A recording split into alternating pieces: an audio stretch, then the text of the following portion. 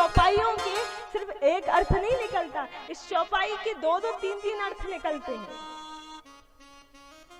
पहला अर्थ तो ये निकलता है कि हमें करना क्या चाहिए, भगवान करते क्या है। सबसे पहला अर्थ ये निकलता कि भगवान करते क्या है। तो लिखा प्रातः काल उठके रघुनाथा, मात पिता गुरु नावहि माथा। मतलब प्रभु श्री राम सुबह सुबह उठते हैं और उठ करके सबसे पहले अपने माता पिता और गुरुजनों का आशीर्वाद लेते हैं, उनके सामने प्रणाम करते हैं। यही है ना।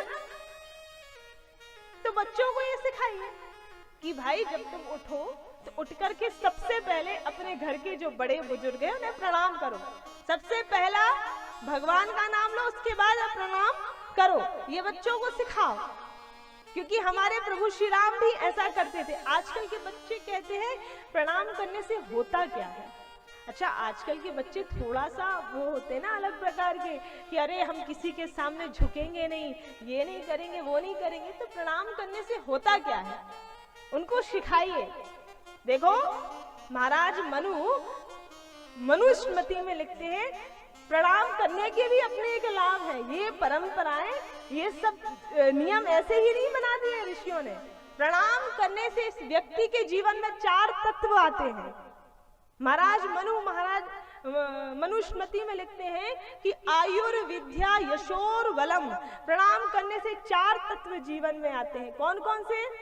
आयु, विद्या, यश और बल। ये 4 तत्व हम सबके जीवन में आते हैं, इसलिए बड़ों को प्रणाम करने का नियम बनाया गया है।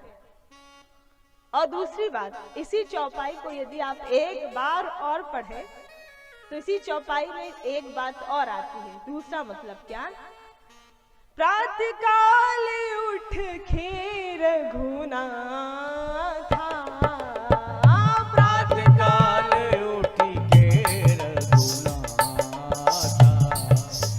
मात पिता गुरु नावहि माथा, मात पिता गुरु नावहि माता। श्री राम जय जय राम, श्री राम जय जय जय राम, श्री राम जय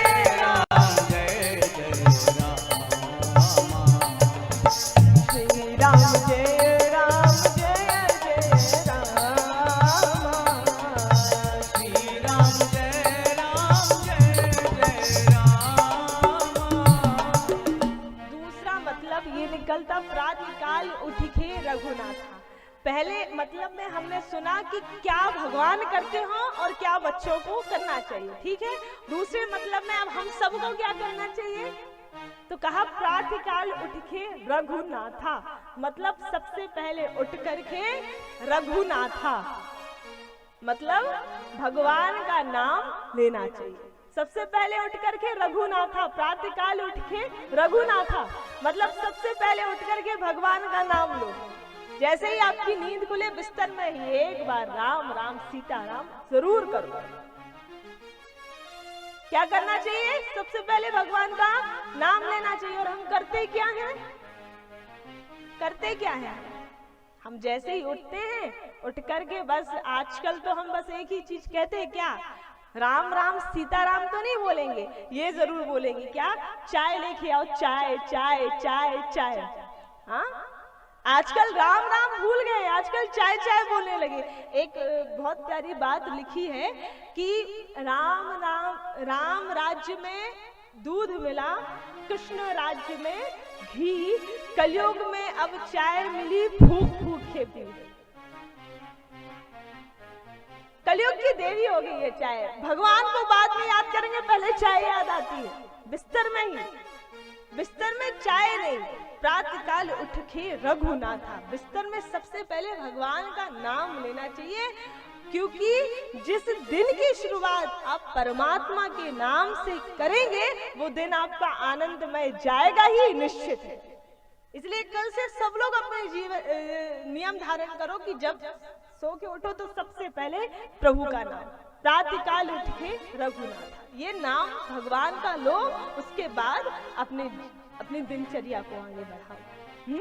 सबसे पहले भगवान का नाम। तो ये सुंदर सुंदर संस्कार, क्योंकि संस्कार बच्चों को देना जरूरी है, सुंदर संस्कार दीजिए।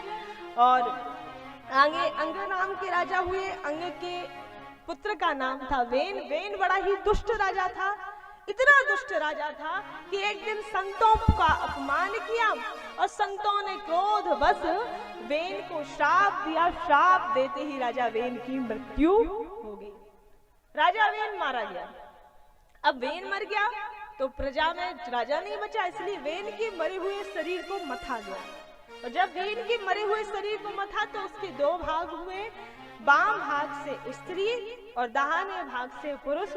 जो पुरुष हैं वो है भगवान के ही अवतार महाराज पृथु, और जो स्त्री हैं वो है लक्ष्मी जी की अवतारी महारानी अर्ची।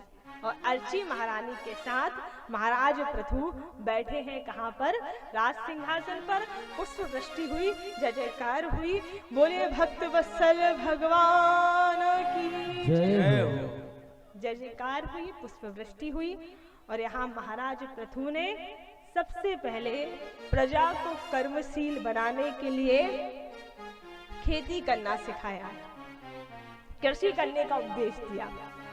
आज हम किसान लोग जो भी खेती किसानी कर रहे हैं वो महाराज पृथु की ही देन है। महाराज पृथु ने ये उपदेश दिया, प्रजा को कर्मशील बनाया। वो जो गीता का सूत्र है कर्मण्येवाधिकारस्ते मा फलेषु कदाचन, वो यहाँ लागू किया।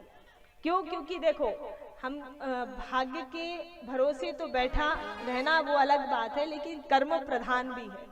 भाग्य और कर्म दोनों एक दूसरे के पूरक है। कर्म भी करो भाग्य भी होगा, है ना। कई लोग होते हैं जो कहते हैं कि भाग्य में होगा तो मिल जाएगा, भाग्य में होगा तो मिल जाएगा, बैठे रह जाते हैं। तो भाग्य के भरोसे नहीं बैठना चाहिए साहब, कर्म भी करना चाहिए, क्योंकि भाग्य के भरोसे बैठे रहना ये आलस्यों का काम है। लक्ष्मण जी महाराज भी मानस में कहते हैं देव देव आलसी पुकारा, देवताओं के भरोसे बैठे रहना ये आलस्यों का काम है। भाग्य तो है ही, लोग अपना भाग्य लेके आते हैं, लेकिन जब तक आप कर्म नहीं करोगे, जब तक आप किसी चीज के लिए मेहनत नहीं करोगे, तब तक वो आपको प्राप्त नहीं होगी। इसलिए मेहनत भी जरूरी है और भाग्य भी जरूरी है, दोनों चीजें हैं। और एक बात तो मैं स्पष्ट कह दूं आप सभी से कि भले ही परमात्मा ने आपके भाग्य में कोई चीज नहीं दी, लेकिन आपने दिन रात उस चीज के लिए मेहनत की है और आपने अपना जीवन का बहुत ज्यादा समय उसके लिए लगाया है और बड़े ही कहते हैं कि कर्मठता से आपने उस चीज के लिए दिन रात एक कर दिया, तो मेरे परमात्मा इतने दयालु है ना कि इस मेहनत को देख करके आपके भाग्य को भी पलट देंगे और आपको वो लक्ष्य जरूर प्रदान करेंगे। क्योंकि यदि नाथ का नाम दयानिधि है तो दया भी करेंगे कभी ना कभी, जरूर वो दया करते हैं। हाँ, मेहनत भी करो। और ये बात मैं आजकल के युवाओं बच्चों से, जो भी युवा जन बैठे हुए हैं, बच्चे बैठे हुए हैं, युवा लोग जो भी हैं, जो भी सुन रहे हैं लाइव के माध्यम से, उनसे विशेषकर बोलूंगी। क्योंकि देखो, युवानी एक ऐसी अवस्था है जिसमें यदि आपने कुछ कर लिया तो ठीक है, और यदि आपने अपनी युवा अवस्था बिगाड़ दी तो आपका बुढ़ापा अपने आप ही बिगड़ेगा, पूरा जीवन बिगड़ जाएगा। इसलिए यही समय है कुछ करने का। इसमें आप इधर उधर की चीजों में खोए ना अपना जीवन, इसमें बहुत कुछ करने के योग्य हैं, आप कर सकते हैं। एक बात मैं अक्सर कहती हूँ कि आप सभी ने गणेश जी को देखा है ना। गणेश जी की पत्नी का नाम क्या है? दो पत्नियां हैं, मैया रिद्धि और मैया सिद्धि। और गणेश जी का वाहन क्या है? चूहा। इतना सा छोटा सा चूहा, इतने मोटे ताजे गणपति बप्पा।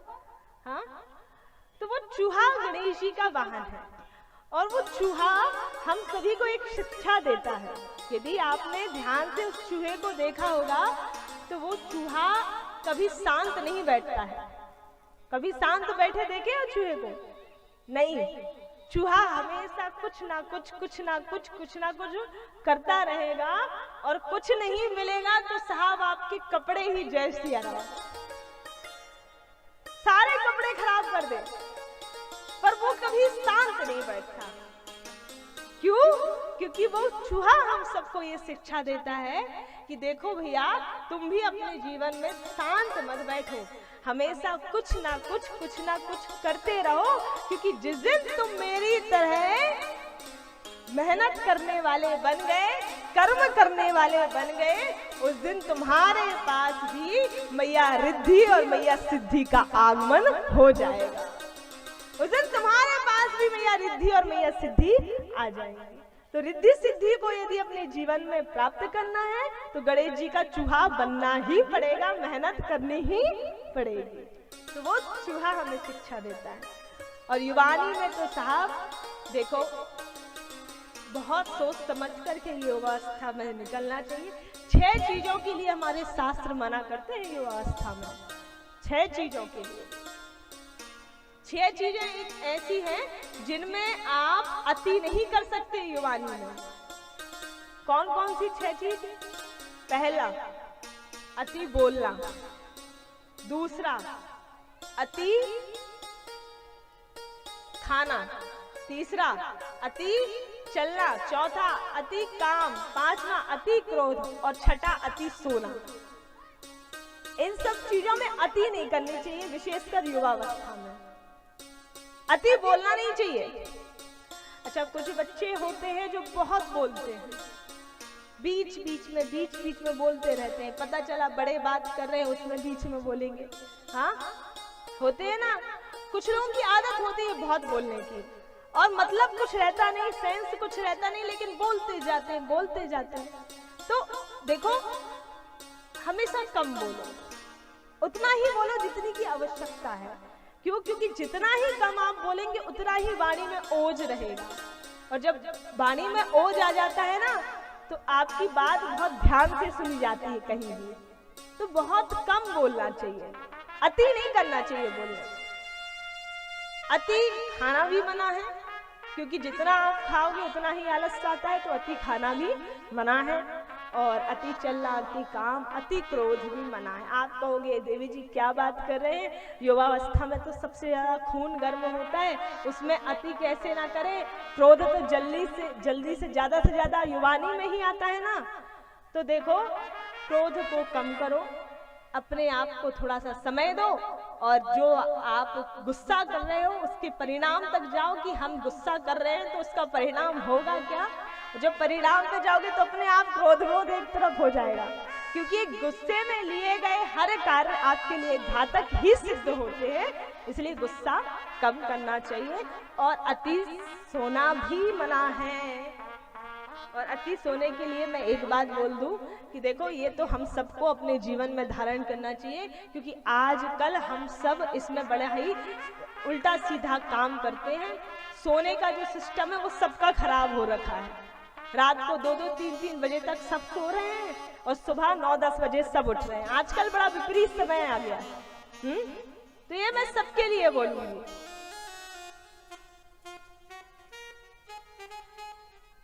आधे से ज्यादा टाइम तो हम अपना सोना खाने पीने में ही लगा देते हैं, फिर हमारे पास बचता क्या है? आधे से ज्यादा तो उल्लुओं वाली जिंदगी जी रहे हैं साहब आज के समय में। हम रात को जग रहे हैं, सुबह सो रहे हैं। तो सो भी कब, अपने नियम से उठो, सो। मोबाइल चलाना हो तो एक समय के साथ चलाओ, आधी रात तक ना चलाओ, ताकि सुबह भी जल्दी उठ पाओ। सच बोल रही हूँ मैं। हाँ, एक नियम के साथ ही आप अपने जीवन में ये सब चीजें रखिए। 2-2, 3-3 बजे तक यदि मोबाइल चलाओगे तो जाहिर सी बात है सुबह 10 बजे उठना ही है, और 10 बजे उठोगे तो कब अपने काम करोगे? 11 बजे 12 बजे उठोगे तो कब तुम्हारे जीवन में तुम कुछ कर पाओगे? तो इसलिए एक नियम के तहत ही, है ना। तो इस तरीके से प्रजा को कर्मशील बनाया, और इसके बाद अश्वमेध यज्ञ किए। अश्वमेध यज्ञ में 99 यज्ञ कर लिए, 100वां यज्ञ करने वाले थे। और जैसे ही 99 यज्ञ का घोड़ा छोड़ा तो इंद्र ने ईर्ष्यावश वो घोड़ा पातालपुरी में जाकर के बांध आया। जैसे ही महाराज पृथु को ये बात पता चली कि इंद्र को मेरे यज्ञ करने से तकलीफ पहुंच रही है, तो महाराज पृथु ने आगे यज्ञ ना करने के संकल्प लिए। देखो, एक बात मैं स्पष्ट कर दूं कि इंद्र का एक नाम है शतक्रतु। शतक क्रतु का मतलब होता है जो अपने जीवन में 100 अश्वमेध यज्ञ कर लेता है वो इंद्र बन जाता है। इंद्र कोई नाम नहीं है, इंद्र एक पद है। जो भी 100 अश्वमेध यज्ञ कर लेता है वो इंद्र बन जाता है। और यहाँ पर भगवान 99वें यज्ञ में ही महाराज पृथु से प्रसन्न हुए और 99वें यज्ञ के बाद ही भगवान ने महाराज पृथु को दर्शन दिए। बोले भक्त वत्सल भगवान की जय।